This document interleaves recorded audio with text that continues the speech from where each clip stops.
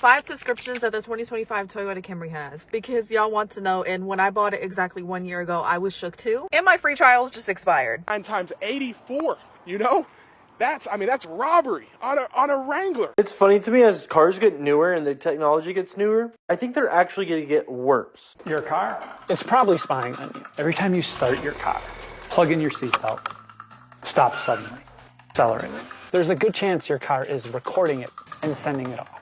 And according to them, you gave them permission. With the advancements in technology in recent years, we can only assume that modern cars are getting better, safer, and smarter. Right? Of course not. I feel like modern cars are the definition of over-engineering something and creating problems that never needed fixing in the first place. Today, we're going to be looking at some of the most useless features in today's modern vehicles, some that are downright dangerous. We're also going to be talking about the rise in subscription services for your vehicle and how your car is probably secretly spying on you. The 5 subscriptions that the 2025 Toyota Camry has. Well, number 1 is the Drive Connect, which, as you can see, now says subscribe. Every time I turn my car on, no matter what, it says subscribe now. So this is an AI service I can pay for. This is also if you want to use the built-in navigation. So unless you don't pay and you don't use CarPlay, you can't use anything.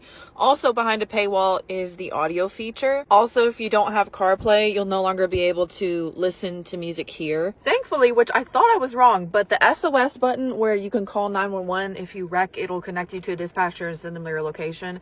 That, I bought the car new, so I don't know what the deal is if you don't have a new car, is active for 10 years until my free trial expires. Same with the service features. So that's a feature in the app that will basically tell me whenever I need an oil change, I'll get a reminder. If there's any recalls, it notifies me. I think that's the majority of what it does. Now on to the different subscription tiers. So the different options. Now this is what I see when I open the app now. It's expired. So I can no longer start my car from inside my house. I can no longer preheat it. Literally it's just now getting cold and just snowed for the first time. So I'm so stressed about that. That's the only major con. And for me, I use CarPlay. So these are not deal breakers because I don't use these features. If the app feature was a 10-year free trial, I would have loved that too, because I only paid $42,000 in full. You know, not too much. BMW got so much backlash, especially for its heated seat subscription. Customers were outraged. They felt that they had already paid for the hardware upon purchase of the car, which is exactly what they did. And now BMW is trying to double dip and profit once again by making them pay for that subscription.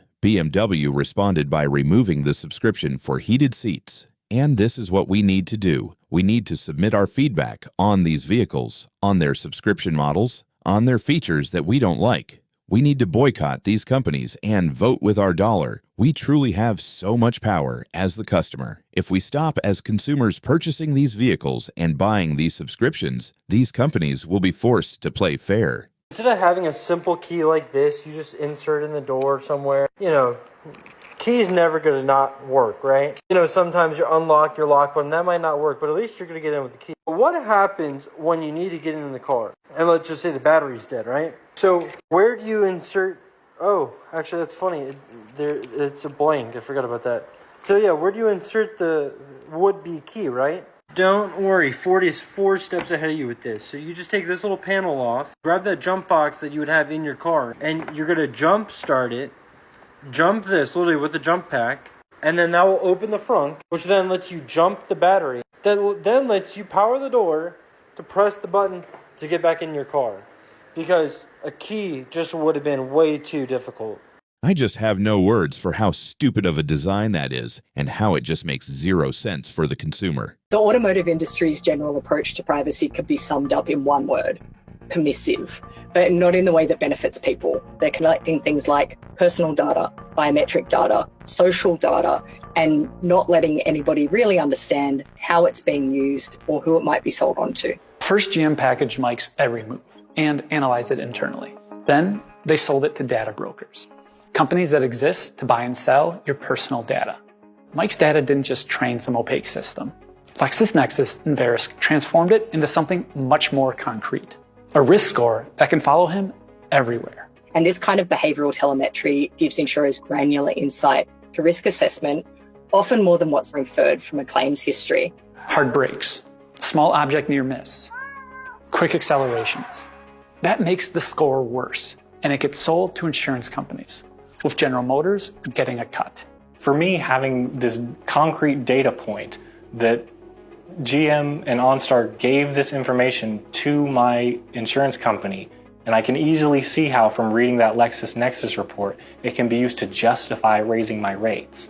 My rates did increase. Before I learn, the more violated I feel, and I think that the only solution here really is to buy used cars. But scares me is at some point, the new cars of today will be the used cars of tomorrow, so these features will be in there. This is all becoming normalized, and it's not going away anytime soon. It's pretty terrifying. Modern cars now have privacy policies similar to modern phones, and I feel like we all know that our phones spy on us. I think people make that joke all the time, like it's listening to me. I'm getting targeted ads. But the problem with this is that they are literally using our own private information against us to take more money out of our wallets and put it into theirs. Through an insurance risk or based on your driving habits, absolutely terrible. Nobody wants it, and that's why the dealership's having the discount. I mean, look, what dealership wants to do this? And this shows the price is wrong to begin with. $48,000 from 63, 2025 Dodge Charger. Of course they're going to have to discount it because, I mean, think about that. A fake exhaust sound EV, look at that, $10,000 off, that's the only way. And then we got $100,000 Jeeps, literally, I'm not even joking.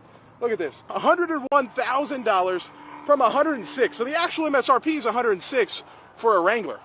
Like, whoa, wait a minute. This is a $100,000 Wrangler? Yes, it actually exists. And here you go. And look at this, $84,000. Look at the payment, $1,355 for 84 months. Think about financing $1,385 for 84 months. Let's look at this payment because what is it? Over $1,600? I mean, some people's mortgage payment on a Jeep Wrangler. I mean, look at this. Do the math on that one.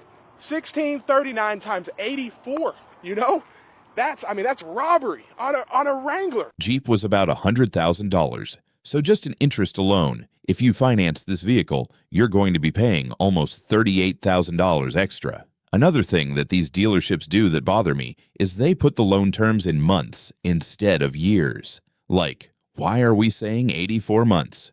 Just tell it like it is. It's 7 years of your life. Imagine buying this car at 23 years old. You're going to be financing it until you're 30. And logically, I know why they do this. It's because it sounds better than saying, oh, you want to have a 7-year auto loan? Instead, they say you're going to have an 84-month auto loan. I seriously need to know why all these old, faded headlight used cars are like over $6,400 for a 2013 with 175,000 miles. Nobody is going to buy these cars. What? The Honda CR-Vs for $13,000. Is this normal? The 2013 Mazda for $6,400 with 175,000 miles on it was mind-blowing. For anyone who buys that car, there is absolutely no guarantee how long that car will last with that mileage. It could either die the next day, or it could die at 200,000 miles. Who knows? But that thing, I would say, probably only has about 25,000 miles left in it. And next, if this wasn't all bad enough as it is, if you are in the market for a new car, you are going to have to deal with these salesmen when you go into the dealership. These 10 words in car sales. The wrong language can cost you a deal and kill your commissions. Instead of using the word buy, say invest. This is a great investment. Instead of using the word problem, use the word challenge. It's the credit that's a problem. No, the credit is challenging, but we will try our best. Instead of using the word cheap, use the word cost effective. Instead of using the word contract, say agreement.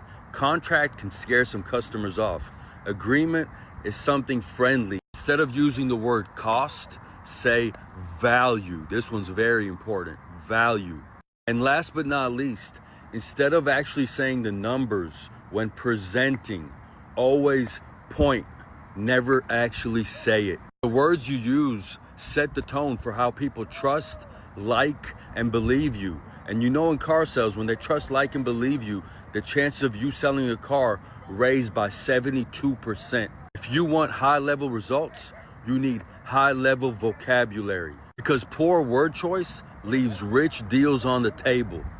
Let's just beat around the bush and use euphemisms that make things sound better than they actually are to manipulate our customer into a choice that they may not want to make. Let's not use words like cost, contract, and definitely don't say the actual number or price that they're going to be paying, because that's going to scare them off from making a bad decision. That's not shady or sleazy at all. Your car salesman definitely has your best interest in mind and not their commission check in mind. So that's all I have for you guys today. Please let me know what you think down below of the car market. Are used cars and new cars too expensive? I personally cannot fathom how new cars have now hit a record of $50,000. That was just mind-boggling for me to learn, but thank you all so much for watching. If you enjoyed today's video, please like, subscribe, and comment down below a dog emoji so I know you watched the whole thing. And if you don't want to wait for my next upload, you can go ahead and check out this video right here on the screen. But thank you guys again, and I'll catch you in the next one. Bye.